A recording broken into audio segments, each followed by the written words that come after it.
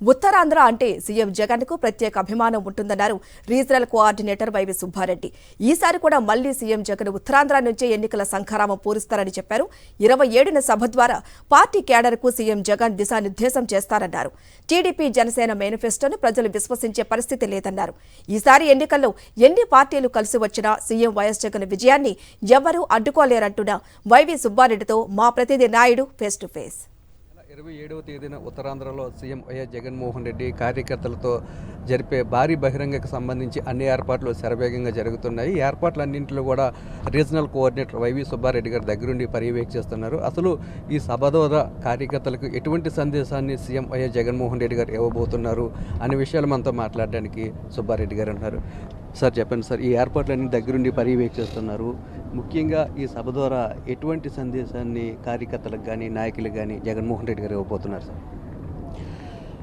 ఎన్నికల ప్రచారంలో భాగంగా గత 2019 ఎలక్షన్స్ అప్పుడు కూడా గౌరవ ముఖ్యమంత్రి మా పార్టీ అధ్యక్షుడు జగన్మోహన్ రెడ్డి గారు ఉత్తరాంధ్ర నుంచే ఎన్నికల ప్రచారానికి శ్రీకారం చుట్టి 175 నియోజకవర్గాలకి 151 నియోజకవర్గాల్లో వైఎస్ఆర్ కాంగ్రెస్ పార్టీ అభ్యర్థులకి గెలుపుకి ఏ విధంగా కృషి చేశారో జగన్మోహన్ రెడ్డి గారు, కార్యకర్తలు, నాయకులు అందరూ మళ్ళా దాన్నే ఒక ఇదిగా తీసుకొని ఈసారి కూడా ఎన్నికల శంఖారావం ప్రచార కార్యక్రమంలో భాగంగా మొట్టమొదటి సభ ముఖ్యంగా పార్టీ క్యాడర్తో, అంటే పార్టీ నాయకులు, కార్యకర్తలు, వైఎస్ఆర్ కాంగ్రెస్ పార్టీ కుటుంబ సభ్యులు, పార్టీ సింపథైజర్స్తో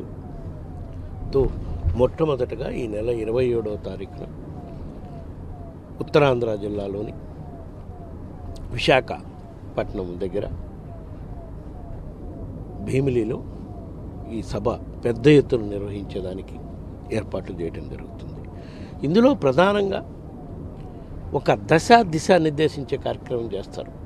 ఇచ్చిన హామీలు అమలు చేయడం కాకుండా సంక్షేమంలో దేశంలో ఏ ముఖ్యమంత్రి చేయని విధంగా, ఏ ప్రభుత్వం చేయని విధంగా ఆంధ్రప్రదేశ్ రాష్ట్రంలో మా గౌరవ ముఖ్యమంత్రి గారు పథకాలను అమలు చేశారు. కాబట్టి ప్రతి కుటుంబం సుఖంగా సంతోషంగా ఉంది.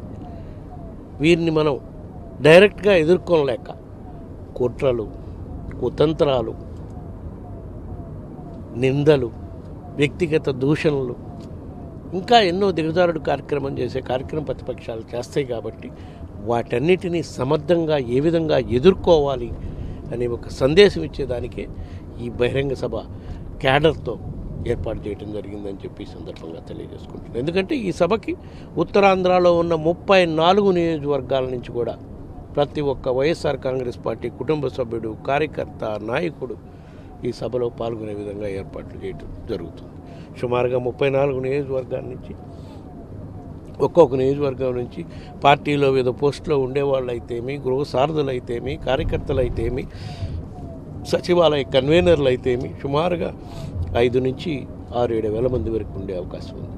సో సుమారుగా 2 లక్షల మంది దాకా ఈ సభకి వచ్చి పార్టిసిపేట్ చేసి గౌరవ ముఖ్యమంత్రి గారు చెప్పే సందేశం అనే విధంగా అన్ని ఏర్పాట్లు పగడ్బందీగా చేసే కార్యక్రమం గత వారం రోజుల నుంచి జరుగుతుంది.